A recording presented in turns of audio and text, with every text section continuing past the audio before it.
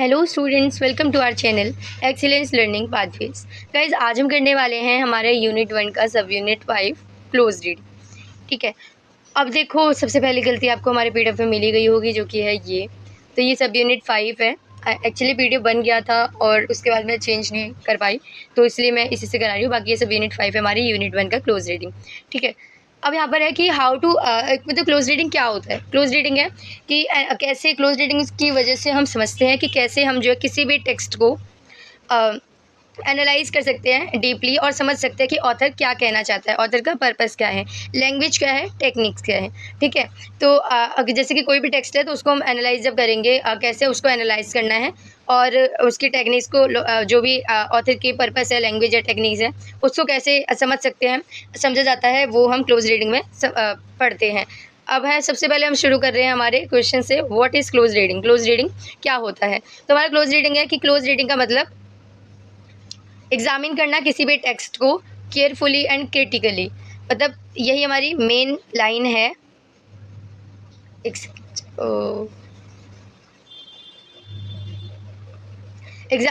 तब तक मैं कंटिन्यू करती हूँ। Examining a text carefully and critically. कैसे हम जो है, मतलब कैसे किसी भी टेक्स्ट को केयरफुली और क्रिटिकली एग्जामिन करते हैं। सबसे पहले हम पैटर्न्स को नोटिस करते हैं, मतलब हमारे जो भी एग्जामिन में क्या क्या इन्वॉल्व होता है। पैटर्न्स को नोटिस करना, वर्ड चॉइसेस को समझना, फिगर आउट करना ऑथर के मैसेज को कि ऑथर क्या कहना चाहता है। अब इसको करते टाइम पर जो हमारे जो रीडर्स होते हैं, उनका क्या काम होता है? रीडर का काम होता है क्वेश्चंस पूछना और देखना एविडेंस को टेक्स्ट में, कि मतलब हम क्या करते हैं इसमें, हम इन चीज़ों की मदद से हम देखते हैं कि क्या एविडेंस है टेक्स्ट में और क्या क्या क्वेश्चंस पूछे जाते हैं। क्वेश्चंस पूछने की मदद से ही हम समझते हैं कि ओवरऑल क्या जो भी ऑथर का पर्पस है, या फिर क्या जो भी पैटर्न वगैरह है। ठीक है, क्या कॉन्टेक्स्ट है, ये सब। अब है हमारा स्किल डेवलप्ड। क्या क्या स्किल डेवलप्ड होती है क्लोज रीडिंग के टाइम पर, क्लोज रीडिंग करते हुए? हमारी होती है एनालिटिकल थिंकिंग। ठीक है, मतलब जब भी हम किसी भी चीज़ को एनालाइज करते हैं तो हमारी एनालिटिकल थिंकिंग स्किल डेवलप होती है। तो वही है यहाँ पर। अब हम जब भी कोई टेक्स्ट को एनालाइज करेंगे तो हमारी एनालिटिकल थिंकिंग डेवलप होगी। फिर है हमारा अंडरस्टैंडिंग पर्सपेक्टिव। ऑथर का क्या पर्सपेक्टिव है, उसको समझने के लिए उसको हम समझते हैं। तो इससे हम जो है, हमें अंडरस्टैंडिंग पर्सपेक्टिव स्किल डेवलप होती है, पर्सपेक्टिव को समझना। आइडेंटिफाई करना पर्सुएसिव टेक्निक्स, मतलब किस किस लाइन से, किन किन चीज़ों से, किस तरीके से, किस पैटर्न से जो ऑथर है वो रीडर्स को परसुएट कर रहा है कि रीडर्स उसकी बात को माने, जो वो सोचता है वो भी उस चीज़ को सही माने। तो किस किस टेक्निक से जो है परसुएशन हो रहा है, परसुएट हो रहा है, तो उसको हम आइडेंटिफाई करते हैं, तो वो स्किल हमें मिलती है। और डीप कॉम्प्रीहेंशन। ठीक है, तो ये सब हमारी स्किल डेवलप्ड होती है हमारी क्लोज रीडिंग के टाइम पर। अब है हमारे कोविड-19 अवेयरनेस पोस्टर। तो हमें यहाँ पर एक्चुअली कुछ जो भी कुछ एग्जांपल्स हमें दे रखे हैं। मतलब इस वाली सब यूनिट में ज़्यादा कुछ है नहीं, कुछ बस एग्जांपल्स ही हैं। मेन जो था वो पढ़ने वाला ऊपर ही अभी मैंने पढ़ाया वो था। अब हमें सिर्फ एग्जांपल्स करने हैं, जो कि हमारे सब यूनिट 5 में दिए हैं। 4 पेजों में ख़त्म है सब यूनिट, तो ऐसा कुछ है नहीं। बाकी एग्जांपल मैं एक नॉन फिक्शन वाला, फिक्शन वाला एक करा रही हूँ, 2 हम करेंगे यहाँ पर, बाकी आगे आपको करना है। ठीक है, तो यहाँ पर सबसे पहले हमें हमारे हैंडआउट में गिवन है कोविड-19 का अवेयरनेस पोस्टर, वो हम यहाँ पर करने वाले हैं। सबसे पहले हम पोस्टर को ही देख लेते हैं।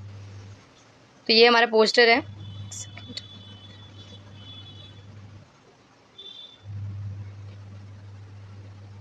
ठीक है, ये हमारा पोस्टर है। ठीक है, तो आप ये लोग देख सकते हो। सबसे पहले हमें दिख जाएगा यहाँ पर लोगो हमारे गवर्नमेंट का, government of government of health and family welfare, government of India. ठीक है, तो ministry of health and family welfare. तो ये हमारे लोगो मिल रहा है सबसे पहले तो और इसके बाद हमें जो भी चीज़ें ध्यान देते हैं, क्या क्या चीज़ें मेन हो सकती हैं। एक तो ये हमारा कोविड-19 के ऊपर है, कोरोना वायरस के ऊपर है। ठीक है, सबसे पहले हमें यहाँ पर मिल रहा है बड़े बड़े अक्षरों में लिखा हुआ, there is enough of everything everyday for everyone. कि मतलब सबके लिए इनफ है और सबके लिए बराबर मतलब हमेशा के लिए सबके लिए इनफ है। ठीक है, तो यहाँ पर सबसे पहले इसलिए हमें क्या करना है, पैनिक नहीं होना है, रश नहीं करना है और हमको ओवरस्टॉक नहीं करना है। ये सबसे पहले हमें यहाँ पर गिवन है। उसके बाद है हमें यहाँ पर कुछ इंस्ट्रक्शंस दिए हुए हैं कि किस किस तरीके से क्या क्या चीज़ें हमें अवॉइड करनी है, क्या क्या चीज़ें हमें करनी है। और उसके बाद हमें गिवन है observe social distancing at all times. यहाँ पर हमारी लिखी हुई है डेट नहीं है, क्या है ये, कोई नंबर गिवन है। ठीक है, उसके बाद यहाँ पर हमें इन्फॉर्मेशन दी हुई है रिलेटेड टू कोविड-19 हमें यहाँ पर मोबाइल नंबर वगैरह ईमेल आईडी दी हुई है और यहाँ पर लिखा है टुगेदर वी विल फाइट कोविड-19। तो यहाँ पर इस तरीके से आपको देखकर कुछ जो भी समझ आ रहा है वो अभी आप समझ लीजिए, क्योंकि अब हम करने वाले हैं हमारे क्वेश्चंस। हमारा सबसे पहला जो क्वेश्चन है वो है कि हमारा जो भी टेक्स्ट है, इस टाइप का टेक्स्ट है वो, तो हमारा जो टाइप है टेक्स्ट का, एक सेकेंड, तो हमारा जो फिक्शन है या नॉन फिक्शन है, तो हम आप देख के पता चल रहा है नॉन फिक्शन है। सबसे पहली बात कैसे, तो सबसे पहली बात ये created by the ministry of health and family welfare government of India. तो कोई भी गवर्नमेंट मतलब गवर्नमेंट के द्वारा कोई भी चीज़ बनाई जाएगी तो वो फिक्शन तो हो ही नहीं सकती, वो नॉन फिक्शन होगी। तो इसलिए जो भी इंस्ट्रक्शंस, एक तो हमारा ये हो गया, सबसे पहले हमें लोगो दिख गया हमारी गवर्नमेंट का। उसके बाद क्या है, इसमें इंस्ट्रक्शंस गिवन है, ठीक है, टू फॉलो। तो इंस्ट्रक्शंस हमारी जो है मतलब नॉलेज वाली चीज़ें वाली हमें किस में गिवन होती हैं, नॉन फिक्शन में। इसलिए कोई भी एंटरटेनमेंट पर्पस नहीं है, तो इसलिए ये हमारा क्या हो जाएगा, नॉन फिक्शन हो जाएगा। इन्फॉर्मेशनल पोस्टर है ये, इन्फॉर्मेशन प्रोवाइड करने के लिए। उसके बाद है what claims does the author make, author क्या क्या क्लेम्स दे रहा है। तो जैसे कि आंसर जानने से पहले सबसे पहले हम खुद ही देख लेते हैं। जैसे कि सबसे पहले वो बोल रहा है कि there is enough for everything every day for everyone, कि मतलब सबके लिए इनफ है एवरी डे फॉर एवरीवन। उसके बाद यहाँ पर और हाँ, ठीक है, आगे करते हैं, हमें तो इतना ही दिख रहा है, आगे करेंगे अब। तो यहाँ पर अभी हमारा जो आंसर है वो है कि there is enough supply for everyone, सबके लिए बराबर सप्लाई है। सबसे पहला यही क्लेम कर रहा है ऑथर। दूसरा है कि पीपल को पैनिक नहीं करना है, रश नहीं करना है, ओवर स्टॉक नहीं करना है, ठीक है, ये दूसरा क्लेम है। तीसरा है कि following safety guidelines will help fight कोविड-19, ये लाइन हमें देखनी, कि जो भी सेफ्टी गाइडलाइंस गिवन है वो हमारी कोविड-19 के लिए फाइट करने में हेल्प करेंगी। तो ये सब हमारी जो है क्या है, क्लेम्स है बाय द ऑथर। अब है हमारा कि what evidence does the author use, author ने क्या एविडेंस यूज़ करा है। तो उसने एविडेंस क्या क्या यूज़ करे हैं, कुछ स्पेसिफिक सेफ्टी रूल्स हैं जो कि मेंटेन करने हैं। Maintain 1 metre distance, avoid shaking hands, etc। और एश्योरेंस, क्या क्या एश्योर करने को बोल रहा है, एश्योर कर रहा है कि there is enough for everything of everything every day for everyone, ठीक है। उसके बाद है हमारा word language, word phrases, image, symbol does the author use to persuade. तो ऑथर ने क्या क्या जो है सिंबल्स, वर्ड्स, फ्रेजेस यूज़ करे हैं, इमेज यूज़ करे हैं, तो फॉर द परसुएट करने के लिए ऑडियंस को। तो सबसे पहले रिपीटेशंस एंड बोल्ड फ्रेजेस। सबसे पहले हमने क्या देखा था, don't panic, don't rush, don't Overstock, जो कि बड़े बड़े शब्दों में लिखा हुआ है, बोल्ड फ्रेजेस है। विजुअल्स में अगर हम देखें तो फैमिली जो है शॉप कर रही है, कामली, मास्क दिखाई जा रहा है, डिस्टेंसिंग दिखाई जा रहा है। कहाँ है वो फ़ोटो, तो हमारी फ़ोटो जो है वो ये वाली है, ठीक है, शॉप की फ़ोटो दिखाई हुई है, और मास्क यूज़ करा हुआ है शॉपकीपर ने। तो ये सब हमें जो है इमेज में बताया हुआ है। विजुअल्स कलर्स अगर हम देखें तो हमें जो है काम, ब्लू एंड रेड दे रखा है अटेंशन के लिए, ठीक है। रेड हमारे यहाँ पर ये मेन चीज़ है, ये मेन चीज़ हमारी रेड है, और बाकी हमारा ओवरऑल जो है ये ब्लू कलर का है, स्काई ब्लू कलर का।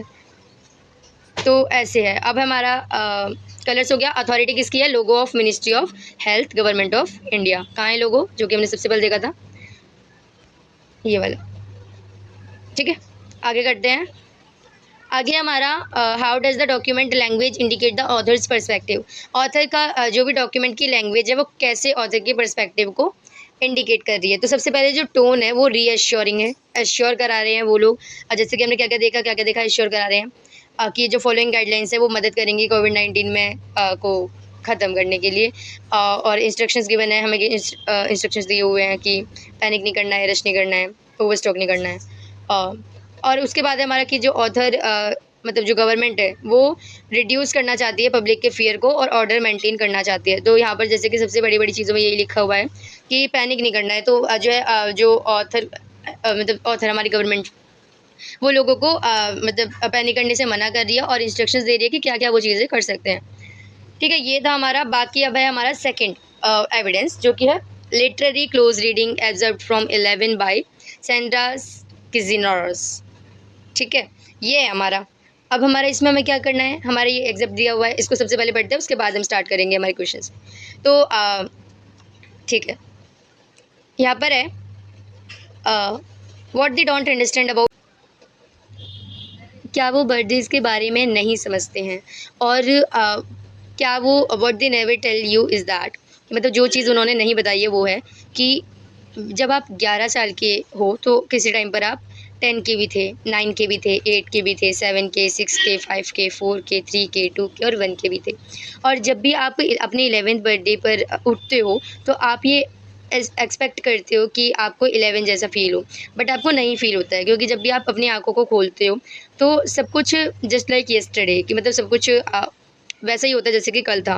ओनली इट्स टुडे, बस ये आज है। And you don't feel 11 at all, आपको कहीं से भी 11 फील नहीं होता है।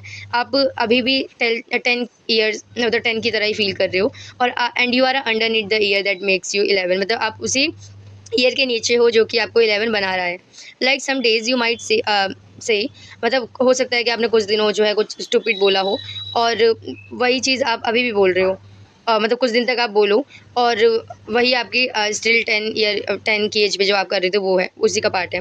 और कुछ दिन आप जो है हो सकता है कि आप जो है अपनी ममाज़ की लेप पर सो रहे हो, तो अब क्योंकि आप डरे हुए हो, तो ये आपकी 5 ईयर की एज का पार्ट भी हो सकता है। And may be one day हो सकता है कि आप जो है वह जब भी आप बड़े हो तो आपको जो है रोने का की ज़रूरत हो, तो ये ऐसा भी हो सकता है कि जब आप 3 साल के थे तो। And that's okay. तो that's what I tell mama when she is sad and needs to cry, ये मैंने अपनी मम्मी को बताया था जब वो जो है सैड हो गई थी और क्राई कर रही थी, कि वो जो है 3 मे बी शी फीलिंग कि वो जो है फ़ील कर रही हैं लाइक 3, बिकॉज़ द वे, क्योंकि जब भी आप बढ़ते हो because the way you old grow old is kind of like an onion, or like the rings inside a tree trunk, or like my little wooden dolls that fit once inside the author। सबसे पहले तो मैं ये पता चल गया कि author एक कन्या है, ठीक है, मतलब नारी होगी ऑब्वियसली। बिकॉज द मतलब किस तरह, because the way you grow old is kind of like, मतलब जब भी आप जो है बड़े होते हो तो वो इस तरीके का होता है जैसे कि ऑनियन में रिंग्स होती हैं ट्री के अंदर, उसी तरीके से। या फिर वैसा होता है जैसे कि मेरी वुडन की डॉल है जो कि एक साइड ही फिट कर रही है, मतलब एक साइड फिट हो रही है दूसरी में। Each year onside inside the next one, हम भी क्या करते हैं, हम भी जो है दूसरी हर साल क्या करते हैं अपने नेक्स्ट ईयर में फिट हो रहे होते हैं। That's how being 11 year old is, इसी ऐसा होता है 11 ईयर ओल्ड होना। यू डोंट फील 11, आप फील नहीं कर सकते हो 11, अभी तो नहीं कर सकते हो, इसके लिए आपको थोड़ा टाइम लगेगा, वीक्स भी लग सकते हैं और कभी कभी मंथ्स भी लग सकते हैं ये बोलने से पहले कि आप 11 के हो, जब भी आपसे कोई पूछे। एंड आपको जो है आपको फील नहीं हो रहा होता है 11 की तरह स्मार्ट, और आप not until you are almost 12, मतलब जब भी आपको फील नहीं होता, जब मतलब जब आप 12 की भी हो जाते हो ना, तब भी आपको फील नहीं होता है कि आप 11 के हो। So that's the way is it is, ठीक है। ये हमारा 11 ईयर्स ओल्ड गर्ल है, ठीक है।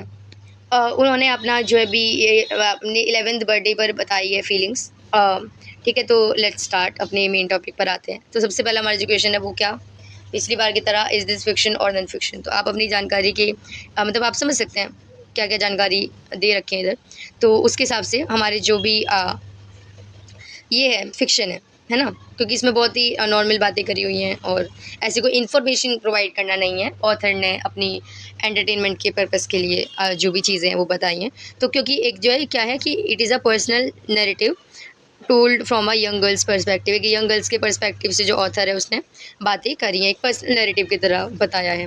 उसके बाद है what claims does the author make, तो ऑथर क्या क्या क्लेम्स दे रही है कि growing older does not mean you suddenly feel older, कि मतलब जब भी आप बड़े होते हो तो आप अचानक से, इसका मतलब ये नहीं है कि आप अचानक से बड़े हो जाओगे। We carry out past ages with us, हम अपनी पिछली चीज़ों को भी साथ में लेकर चलते हैं।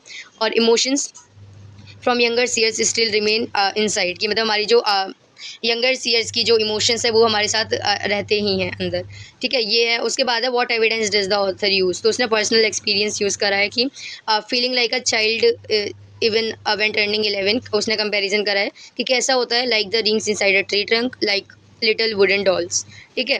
तो ये होता है। उसके बाद है हमारा what language does the author use to persuade the audience, तो रिपीटेशन हुई है एक तो कि and you don't feel 11, you feel like you are still 10, कि मतलब आप जब भी आप जो है 11 का फील नहीं करते हो, you feel like you are still 10। फिर स्माइल हमारी क्या है कि like the rings inside a tree like my wooden little wooden dolls comparison.